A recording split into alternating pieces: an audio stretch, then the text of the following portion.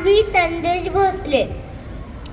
तुम्हा सर्वांना प्रजासत्ताक दिनाच्या हार्दिक शुभेच्छा.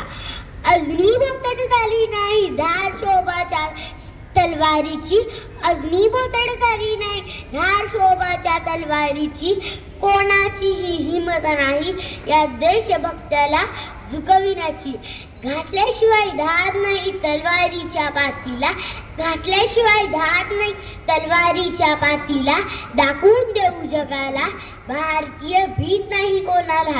हे असं बोलून आपल्या नसांमधलं रक्त थोडं गरम करून आज मी तुम्हाला आपल्या सामर्थ्याची जाणीव करून द्यायला आले आहे. आज प्रजासत्ताक दिन. आजच्या दिवशी भारताचे संविधान अंमलात आले हे तर तुम्हाला माहीतच असेल. आपल्या देशाला स्वातंत्र्य मिळवून देण्यासाठी लोकमान्य टिळक, महात्मा गांधी, बाबू गेनू, क्रांतिसिंह नाना पाटील, झाशीची राणी अहिल्याबाई होळकर अशा अनेक क्रांतिकारकांनी आपल्या प्राणाची आहुती दिली. आपल्या देशाच्या सीमेवर देखील आपले भारतीय तरुण इंच इंच भूमीसाठी आपल्या प्राणाचं बलिदान देत आहेत. कुठून आलं एवढं सामर्थ्य, कुठून आलं एवढं स्वाभिमान? अहो, आपला भारत जगात कुठे मागे नाहीच हो, पण असे काही तरुण आहेत जे आता झोपलेल्या अवस्थेत आहेत. त्यांना माझं सांगणं आहे, प्रजासत्ताकाची पताका डोक्यावर मानाने मिरवतो ना आपण, पण तोच तरुण आज काही तरुणींच्या जीवावर उठला आहे.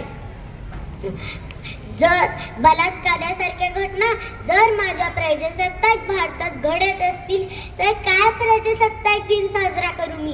प्रजासत्ताक दिन तेव्हाच मानाने साजरा होईल ज्या दिवशी माझ्या देशातील स्त्री सुरक्षित होईल, ज्या दिवशी माझ्या देशातील तरुणाई अन्यायाविरुद्ध पेटून उठेल. चला तर मग आपण एकजुटीने ठरवूया व नवभारत घडवूया.